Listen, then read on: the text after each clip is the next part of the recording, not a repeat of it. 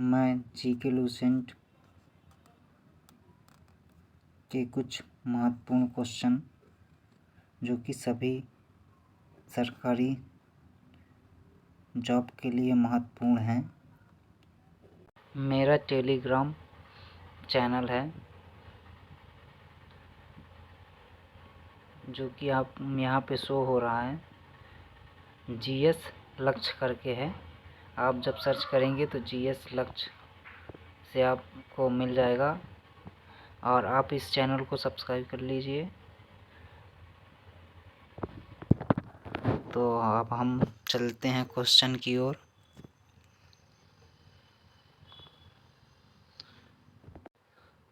भारत में प्रथम पूरा पाषाणिक उपकरण की खोज करने वाले रॉबर्ट ब्रूस कौन थे? भारत में प्रथम पूरा पाषाणिक उपकरण की खोज करने वाले रॉबर्ट ब्रूस कौन थे? तो इसका आंसर हो जाएगा भूगर्भ वैज्ञानिक। क्या होगा? भूगर्भ वैज्ञानिक। मैं एक बार क्वेश्चन को फिर से रिपीट करता हूँ। भारत में प्रथम पूरा पाषाणिक उपकरण की खोज करने वाले रॉबर्ट ब्रूस कौन थे? तो इसका आंसर होगा भूगर्भ वैज्ञानिक। किस भारत में प्रौद्योगिक ऐतिहासिक पुरातात्विक का जनक कहा गया है? इसका आंसर होगा एक कनिंघम। ठीक है। भारत में सर्वप्रथम पूर्व पाषाणकालीन उपकरण रॉबर्ट ब्रूस फुट को कब मिला था? एक बार क्वेश्चन को रिपीट किए दे रहा हूँ। भारत में सर्वप्रथम पूर्व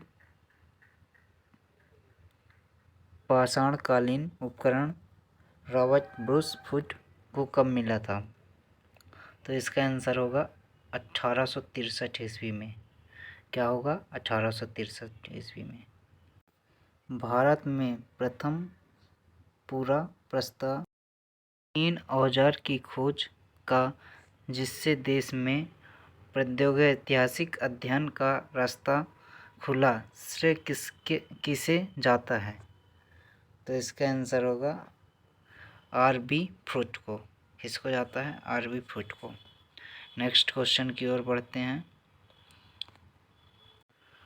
कोपेनहेगन संग्रहालय की सामग्री से पाषाण, कांस्य और लौह युग की त्रियुगी विभाजन किसके द्वारा किया गया है? तो इसका आंसर होगा थॉमसन के द्वारा। किसके द्वारा? थॉमसन के द्वारा। भारत में मानव का सर्वप्रथम साक्ष्य कहाँ से मिलता है? तो इसका आंसर होगा नर्मदा घाटी से। निम्नलिखित में से किस एक पूरा स्थल से पाषाण संस्कृति से लेकर हड़प्पा सभ्यता तक के सांस्कृतिक अवशेष प्राप्त हुए हैं? तो इसका होगा मेहरगढ़। कहाँ? मेहरगढ़।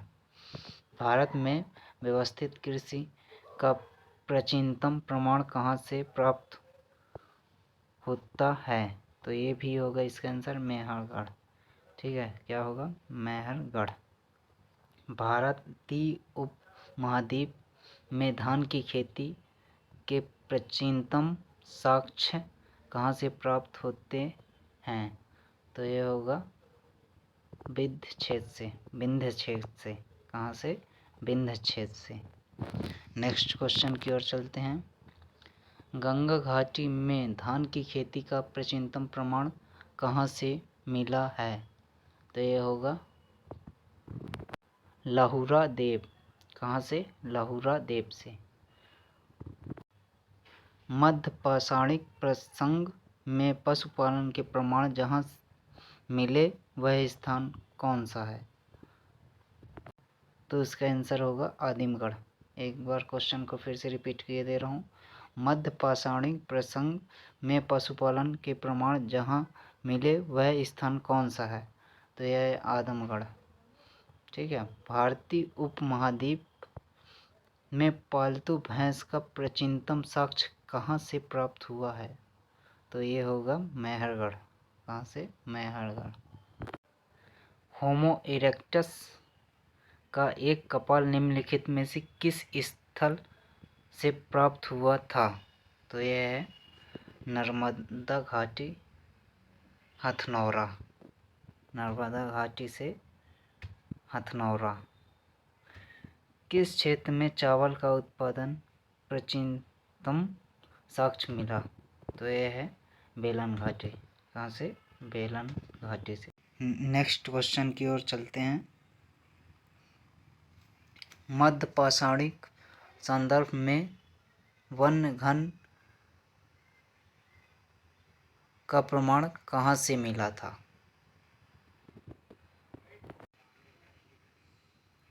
तो इसका आंसर होगा चौपनी मंडो से। कहाँ से? चौपनी मंडो से। खाद्यान्नों की कृषि सर्वप्रथम प्रारंभ कब हुई थी? खाद्यान्नों की कृषि सर्वप्रथम प्रारंभ कब हुई थी? यह है नवपाषाण काल से। कब से? नवपाषाण काल से। ठीक है। उत्खनित प्रमाणों के अनुसार पशुपालन का प्रारंभ कब हुआ था? तो यह है मध्य पाषाण काल से। कब से? मध्य पाषाण काल से। ठीक है। Next question.